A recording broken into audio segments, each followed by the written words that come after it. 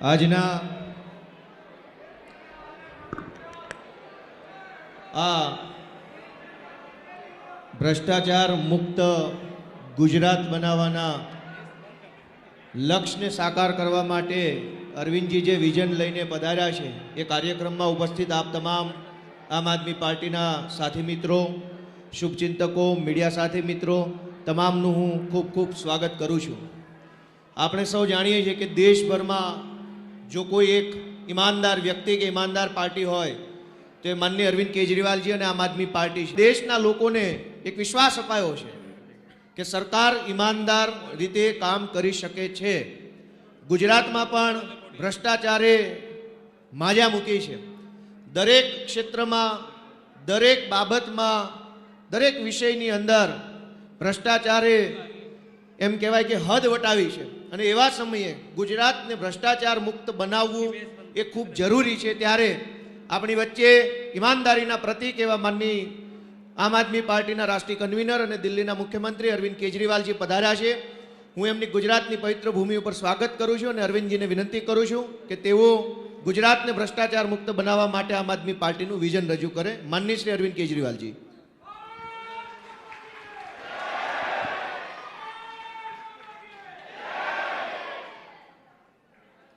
सब लोगों को नमस्कार।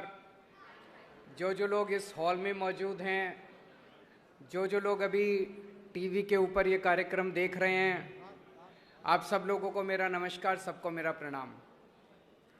मैं पिछले कई महीनों से गुजरात में घूम रहा हूँ, जनता से मिल रहा हूँ, कई टाउन हॉल किए, वकीलों से मिले, व्यापारियों से मिले, उद्योगपतियों से मिले, किसानों से मिले, ऑटो ड्राइवर से मिले, कई लोगों से मिले।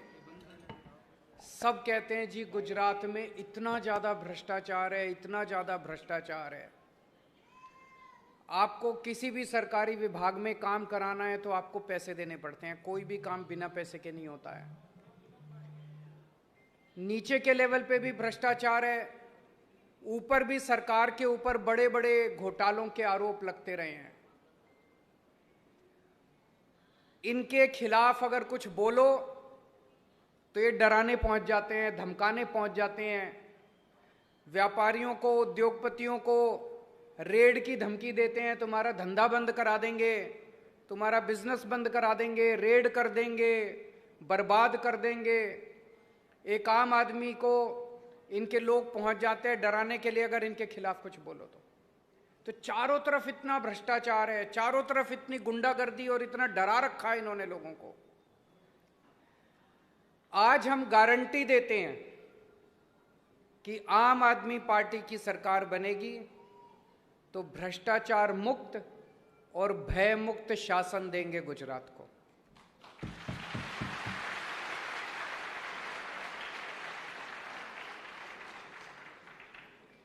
इसमें मोटे मोटे 5 पॉइंट मैं बताना चाहता हूं।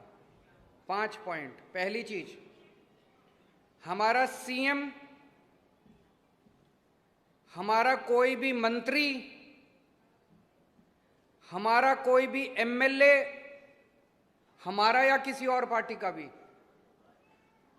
हमारा कोई भी एमपी या किसी और पार्टी का या कोई भी ऑफिसर किसी को भ्रष्टाचार नहीं करने देंगे। मजाल जो कोई भ्रष्टाचार कर पाएगा।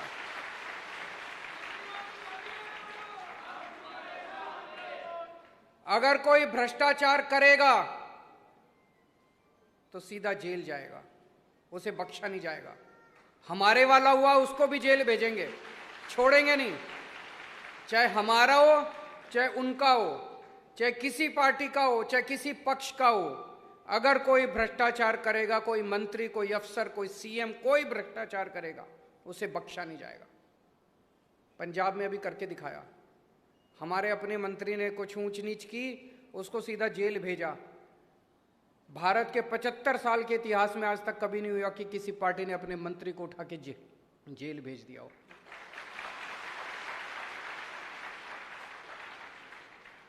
एक एक पैसा, सरकार का एक एक पैसा जो आप लोग टैक्स देते हो, एक एक पैसा सरकार का जनता के ऊपर खर्च किया जाएगा। चोरी बंद की जाएगी। ये लोग जो सारा पैसा उठा के स्विस बैंकों में ले जाते हैं, ये लोग जो सरकारी पैसा अपने दोस्तों में बांट देते हैं, अरबपति दोस्तों में बांट देते हैं, ये बंद किया जाएगा। कोई पैसा अब गुजरात का स्विस बैंक में नहीं जाएगा। अब गुजरात सरकार का कोई पैसा अरबपतियों में नहीं बांटा जाएगा। गुजरात का सरकार गुजरात की 6 करोड़ जनता के बीच उनके विकास के लिए खर्च। जब सरकारी दफ्तर में जाता है अपना काम कराने के लिए, उसको बिना पैसे दिए काम नहीं किया जाता। आम आदमी पार्टी की सरकार बनने के बाद मैं आपको गारंटी देता हूं, हर व्यक्ति का हर काम बिना रिश्वत दिए सरकार के अंदर किया जाएगा। किसी भी विभाग में कोई रिश्वत देने की जरूरत नहीं है। उल्टे आपको सरकारी दफ्तर में जाने की जरूरत नहीं है। अगर आपको अपना कोई काम कराना है, ऐसी व्यवस्था करेंगे कि सरकार से कोई कर्मचारी या सरकार से कोई अफसर आपके घर आएगा, आपका काम करके जाएगा। आपको दफ्तर जाने की जरूरत नहीं है, आपको किसी दलाल के पास जाने की जरूरत नहीं है। हमने दिल्ली में भी ऐसी व्यवस्था की है। दिल्ली में अब किसी को सरकारी काम कराने के लिए पैसे नहीं देने पड़ते। पंजाब में अब किसी को अपना सरकारी काम कराने के लिए पैसे नहीं देने पड़ते। दिल्ली में हमने door step delivery of services लागू किया है। हमने एक फोन नंबर जारी कर दिया है 1076। उस पर आप फोन करो। आपको किसी भी सरकारी विभाग से कोई भी काम कराना है, आप बताओ कि मेरे को राशन कार्ड बनवाना है, मुझे बिजली कनेक्शन लेना है, मुझे पानी कनेक्शन लेना है। सरकार से कोई आदमी आपके घर आता है, आपसे टाइम पूछते हैं कितने बजे आपका काम करने के लिए आए। आप जो टाइम बताते हो उतने बजे आपके घर आता है सरकार से कोई आदमी, और आपके घर आके आपका काम करके जाता है। आपको कोई जो दिल्ली के अंदर किया वही गुजरात के अंदर भी लागू करेंगे। तीसरी बात, जितने नेताओं के, मंत्रियों के, बड़े बड़े लोगों के काले धंधे चल रहे हैं गुजरात के अंदर, जितने इन एमएलए के, चाहे किसी भी पार्टी का एमएलए, जितने काले धंधे चल रहे हैं, सारे काले धंधे बंद किए जाएंगे गुजरात के अंदर।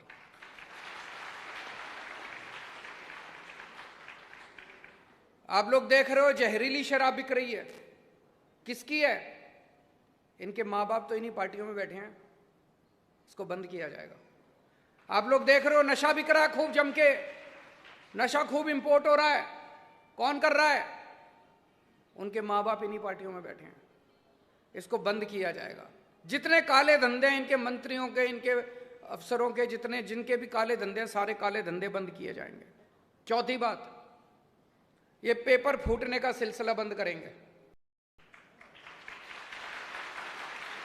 पिछले 10 साल में जितने पेपर फूटे हैं, इन्होंने सारे मामले बंद कर दिए।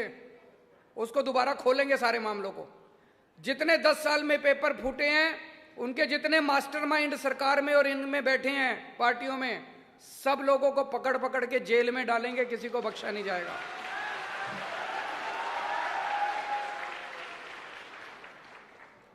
और पांचवी बात, मैं जितनी बार गुजरात आता हूं, मुझे लोग आके कान में बोलते हैं, सर ये बहुत बड़ा घोटाला हो गया, ये बहुत बड़ा घोटाला हो गया। कल भी कोई बता रहा था एक बड़ा घोटाला, कौन सा था? सवनी योजना का कोई घोटाला। रोज बताते हैं ये घोटाला क्या। जितने बड़े बड़े घोटाले इनके कार्यकाल के अंदर हुए, सबकी जांच कराई जाएगी और दोषियों को जेल, इनसे पैसा रिकवर करेंगे। ये पैसा किसका था? ये पैसा गुजरात की जनता का था। जितना पैसा इन्होंने लूटा है, सारा पैसा रिकवर करेंगे। एक एक पैसा रिकवर किया जाएगा और उस पैसे से आपके स्कूल, आपके अस्पताल, आपकी बिजली, आपका पानी, आपकी सड़कें, वो सारा बनाएंगे। तो दोस्तों, गुजरात को भ्रष्टाचार मुक्त, भय मुक्त शासन दिया जाएगा। अब डरने की जरूरत नहीं है। वैसे भी अब 2 महीने रहेगा। वैसे इनका जाने का, भाजपा जा रही है, आम आदमी पार्टी आ रही है।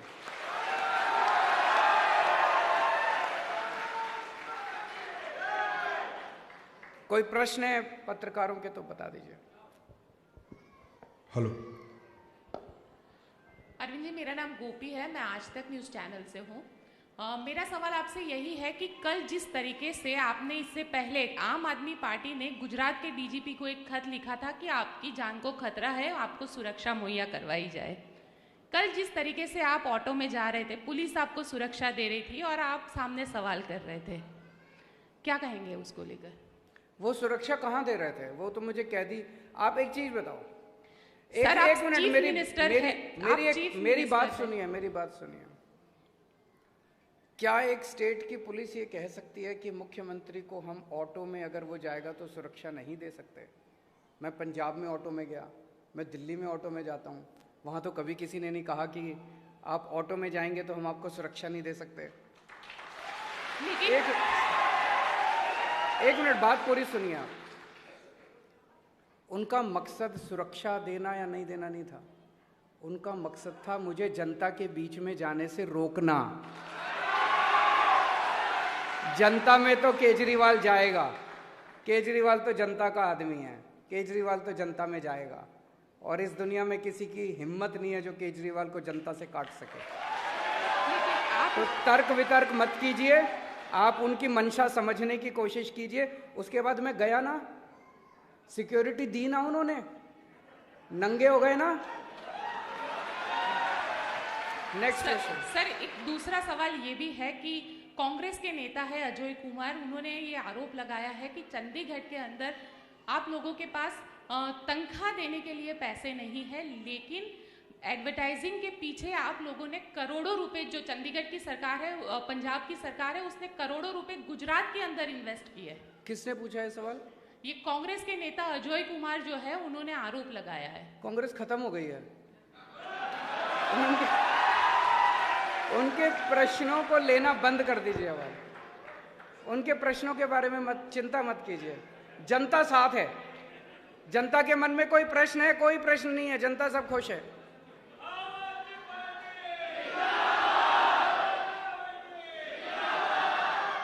टीवी 9 से जिग्नेश पटेल। मेरा सवाल है कि कल जिस प्रकार से आपने रिक्शा में जाके ऑटो वाले के घर पे खाना खाया, मगर वो जो विस्तार था वो सीएम का तो था ही, मगर साथ में अमित शाह का भी था। क्या पहले से प्लान किया हुआ था कि वही जगह पे जाना जो भाजपा का गढ़ गिना जाता है? कुछ प्लान था? कोई प्लानिंग नहीं थी, पर मुझे लगता है कि उन नेताओं को भी जाना चाहिए वहां पे। जब मैंने कल रात के वापस आने के बाद में सोशल मीडिया पे कुछ वीडियोस देख रहा था, तो वहां जनता इतनी खुश थी मुझे देख के, इतनी खुश थी अपने बीच में देख के। तो लोगों उनसे पूछा, पत्रकारों ने, आप ही लोगों ने पूछा कि क्या बात है, इतने खुश क्यों? बोले पहली बार 30 साल में, 40 साल में कोई नेता हमारी बस्ती में आया है। तो उसने, पत्रकार ने पूछा, भाई कभी चुनाव में तो वोट मांगने आते हैं? कहते चुनाव में वोट मांगने भी नहीं आते। आप सोचिए, इतना अहंकार हो गया इन लोगों को, इतना अहंकार हो गया इन लोगों को, इनको लगता है ऐसे ही जीत जाएंगे, वोट मांगने की क्या जरूरत है? वोट मांगने भी नहीं जाते, जनता के काम क्या करेंगे? हम जनता के लोग हैं, हम जनता के बीच में रहते हैं। तो कल मेरे उस ऑटो वाले भाई के यहाँ खाना खाने से इन लोगों को इतनी तकलीफ हो रही है। मैं उनसे निवेदन करूंगा, आप भी सब लोग जाइए और खाना खाइए जनता के बीच में, पता चलेगा कि जनता की तकलीफ क्या है। सर, मेरा नाम आशीष पंचाल है और मैं एबीपी न्यूज़ से हूँ। मेरा क्वेश्चन ये है कि भाजपा के जो नेता है उनका बार बार यह कहना है कि गुजरात और नर्मदा विरोधी मेघा पाटकर को सीएम के चेहरे के तौर पर प्रोजेक्ट किया जा रहा है, क्या कहेंगे? मैंने सुना है कि मोदी जी के बाद वो सोनिया गांधी को पीएम कैंडिडेट बना रहे हैं भाजपा वाले। उस पे उनसे पूछना क्या कहेंगे वो। मेरे प्रश्न को पूछना, उनसे हिम्मत करना थोड़ी सी आप। मैं जानता हूं कि डर लगेगा आपको। अगली प्रेस कॉन्फ्रेंस में उनसे पूछना कि केजरीवाल ने आरोप लगाया है कि आप मोदी जी का सक्सेसर सोनिया गांधी जी को नेशनल लेवल पे पीएम कैंडिडेट बनाने जा रहे हैं, उनका उस पर क्या कहना है? अरविंद जी, 2 सवाल है मेरे। मैं टाइम्स नाउ से हूँ, अमित राजपूत। पहला सवाल, यहाँ पे गृह मंत्री आए थे, उन्होंने मेघा पाटकर को अर्बन नक्सल कहा। और दूसरा सवाल मेरा ये है कि आम आदमी पार्टी जो चुनाव लड़ रही है, तो कुछ ऐसी सीटें डिसाइड की गई हैं कि इतनी सीटों पे हम चुनाव लड़ेंगे अभी तक? तो पहले क्वेश्चन का मेरे से जवाब क्यों ले रहे हो? वो उनके आपस की बात है, उसने उसको अर्बन नक्सल का, मेरा इसमें क्या लेना देना है? नंबर एक, लेकिन अरविंद जी उसमें ये कहा जा रहा है कि आपकी पार्टी उनको बैकडोर एज ए सीएम के तौर पर गुजरात की राजनीति में एंट्री करवाना चाहती है। मैं भी तो यही कह रहा हूँ और गोपी जी मेघा कि वो बैकडोर से सोनिया गांधी को देश का पीएम बनाना चाह रही है बीजेपी। उनसे प्रश्न पूछिए, आप हिम्मत कीजिए। दूसरा क्वेश्चन, हम सारी सीटों पे चुनाव लड़ेंगे। सारी सीटों पे लड़ेंगे? हम सारी सीटों पे चुनाव लड़ेंगे। मेरा ये कहना है, ये इस तरह के तर्क वितर्क कुतर्क, इससे गुजरात की जनता का भला नहीं होने वाला। बीजेपी हार रही है, कभी वो मेधा पाटकर को लेके आएंगे बीच में, कभी किसी को लेके आएंगे बीच में, उनसे पूछो 27 साल में क्या किया और अगले 5 साल में क्या करोगे। जनता ये जानना चाहती है। 27 साल में कुछ नहीं किया और अगले 5 साल में इनके पास कोई प्रोग्राम नहीं है करने के लिए। वो मैं उनसे प्रश्न पूछना चाहता हूं बीजेपी से कि अगर हम गुजरात की जनता की बिजली मुफ्त करना चाहते हैं, उन्हें क्या तकलीफ है? वो क्यों विरोध कर रहे हैं? जम के विरोध कर रहे हैं। पूरी भाजपा विरोध कर रही है कि गुजरात की जनता की बिजली मुफ्त नहीं होनी चाहिए। अगर दिल्ली की जनता की बिजली मुफ्त हो सकती है, पंजाब की जनता की बिजली मुफ्त हो सकती है, गुजरात की जनता की बिजली की खिलाफत क्यों कर रहे हैं वो लोग? अगर दिल्ली के स्कूल ठीक हो सकते हैं, पंजाब के स्कूल ठीक हो सकते हैं, गुजरात में भाजपा क्यों विरोध कर रही है कि गुजरात के स्कूल ठीक नहीं होने चाहिए? गुजरात की भाजपा जम के विरोध कर रही है, स्कूल ठीक नहीं होने देंगे, अस्पताल ठीक नहीं होने देंगे। क्यों नहीं होने चाहिए? होने चाहिए। सर एक सवाल और, कुछ दिन पहले सर एक पुलिस कांस्टेबल ने आत्महत्या कर ली। उसका निजी कारण है, पुलिस जांच कर रही है, लेकिन उसने एक पत्र लिखा था।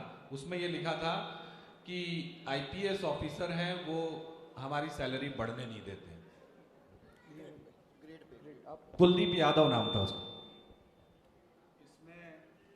इसमें जिस तरह से हम सब जानते हैं, पुलिस ग्रेड पे का मामला, भाजपा वाले जब पुलिस ड्रग्स पकड़ती है तो बोलते हैं कि हमने पकड़ी है, और जब पुलिस की सैलरी बढ़ाने की बात आती है, ग्रेड पे देने की बात आती है, तो कोई आवाज उठाते हैं, उसको सस्पेंड कर देते हैं।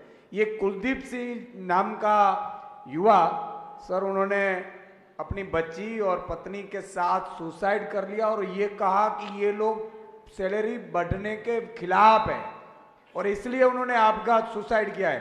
हमने दूसरे ही दिन मैंने प्रेस कॉन्फ्रेंस की और कहा है कि कोई पुलिस वाला निराश ना हो। जैसे ही आम आदमी पार्टी की सरकार बनेगी, सिर्फ 1.5 महीने हैं इनके पास, आपको पूरा ग्रेड पे दिया जाएगा। कोई की तकलीफ नहीं होगी, हमारी तकलीफ है, आपकी तकलीफ है केजरीवाल जी। और ये निराशावादी मन में भी ना लाए, ऐसी मैं विनंती करता हूं। और भाजपा वालों को ये जो भी जिन्होंने सुसाइड किया है परिवार को, मेरी उनसे विनती है कि उसको, उसके परिवार को मुआवजा देना चाहिए। एक मैं अपील गुजरात पुलिस से भी करना चाहता हूं। आपके साथ पिछले 27 साल में गुजरात की पुलिस के साथ अन्याय हुआ। आपको ग्रेड पे नहीं दे रहे ये लोग। ग्रेड पे का मुद्दा किसी ने नहीं उठाया आपके लिए, आपके साथ मैं खड़ा हुआ, मैंने आपका मुद्दा उठाया। और उसके बाद मुख्यमंत्री को और गुजरात सरकार को आपके पक्ष में आपके भत्ते बढ़ाने पड़े। आपकी पूरी बात नहीं मानी। 2 महीने रह गए। मैंने आपको प्रॉमिस किया, आपको गारंटी दिया, हमारी सरकार बनेगी, हम आपके भत्ते आपकी ग्रेड पे देंगे, आपकी पूरी डिमांड पूरी करेंगे। हम आपके साथ खड़े हैं। हमारी आपसे निवेदन है, ये लोग आपको गलत काम करने के आदेश देते हैं, ये लोग आपको पाप करने के आदेश देते हैं। कल भी मैं देख रहा था, जब मैं ऑटो में बैठा, वो जो पुलिस ऑफिसर था उसका कसूर नहीं था, वो फोन पे बात कर रहा था, कोई ऊपर से नेता का फोन आ रहा था, केजरीवाल को जाने मत दो, केजरीवाल को जाने मत दो। मेरा निवेदन सारी पुलिस से है कि अब इनके गलत ऑर्डर मानने बंद कर दो। सारे अब डरो मत, खुल के आ जाओ सामने। सारी गुजरात पुलिस से मेरा निवेदन है, जनता का साथ दो, जनता के पक्ष में रहो, और ये अगर कोई गलत आदेश देते हैं, बोलो हम नहीं करेंगे।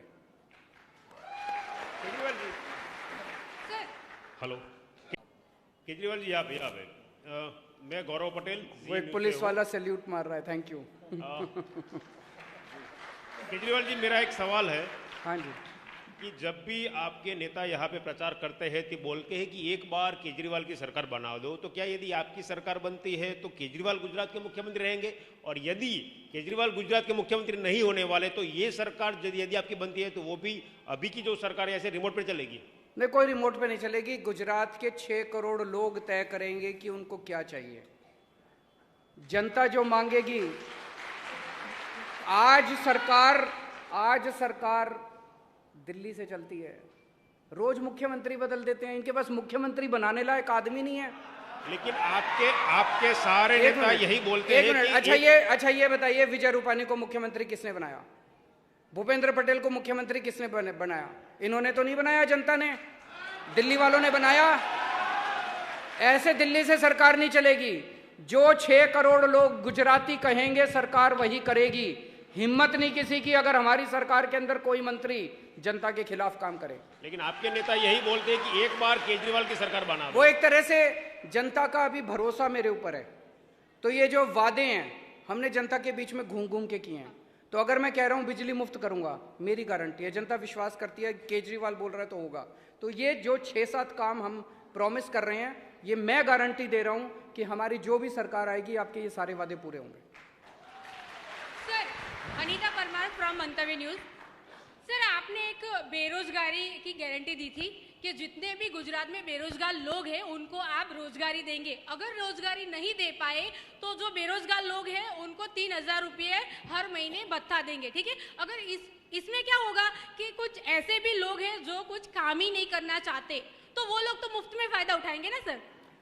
ये ना, जब भी गरीबों के लिए आप कुछ करो, आप किसी की बिजली मुफ्त कर दो, आप किसी को राशन दे दो, तो कहते हैं कि ये गरीब लोग ना आलसी हो जाएंगे, ये मिडिल क्लास वाले आलसी हो जाएंगे।